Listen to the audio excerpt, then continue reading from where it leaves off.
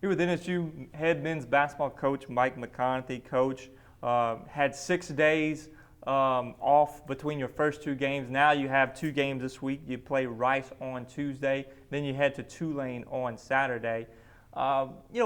Take me through. You played the first 2 games of the season versus Centenary and at Texas A&M. Now you've had a window to kind of digest and prepare again. What are some of the thoughts heading into this week of contest? We've actually will end up with, let's see, 1, 2, 3, 4, 5, almost 6 sessions with our guys in between the time that we played Texas A&M and we play Rice. So that's positive times, whereas when you played Centenary, you played Texas A&M the next day, but that wasn't really the factor. We had nothing on them. We had no tape.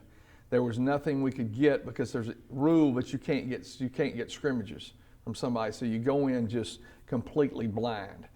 And of course, we look back at Virginia Tech stuff and things like that, but still, he's playing.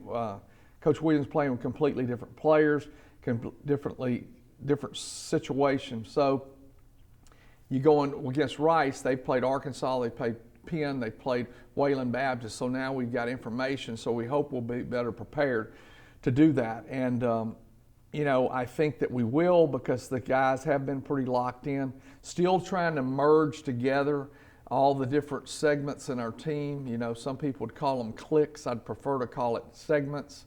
And it might be the foreign segment. It might be the old returners. It might be the new guys coming in, JUCO transfers or high school guys, and trying to get them on the same page. The advantage normally for basketball is that you've got a long preseason. Our preseason is much shorter now. So I'm hopeful that we've got all that together and can move forward into the Rice game, which Rice is a really good game for us to play because they got a big win over Penn on Saturday, and they had another win last night. Did lose to Arkansas handily on the opener of on Tuesday. But they're very talented. We played them now. This will be the 4th time in the series, continuing to talk to them about making the series continue on. Rice will make their second trip to Prather Coliseum.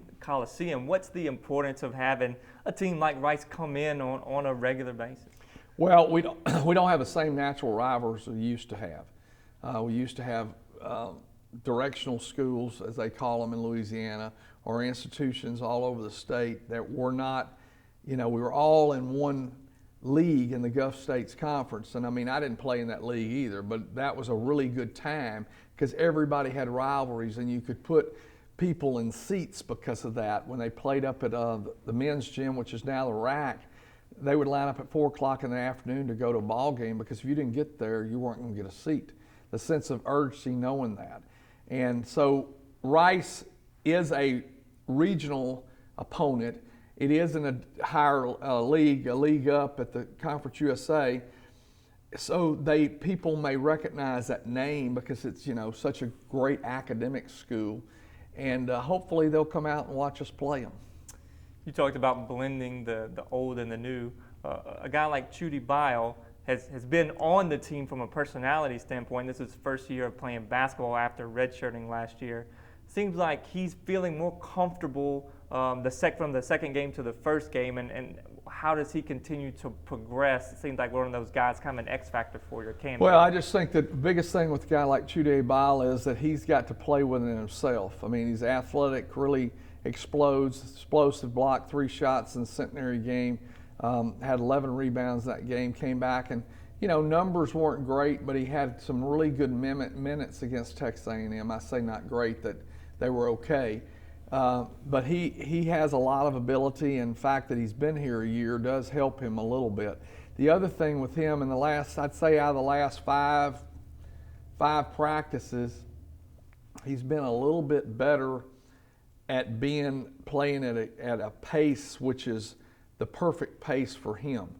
And if he can continue to do that, that will help him. This morning was really good in practice.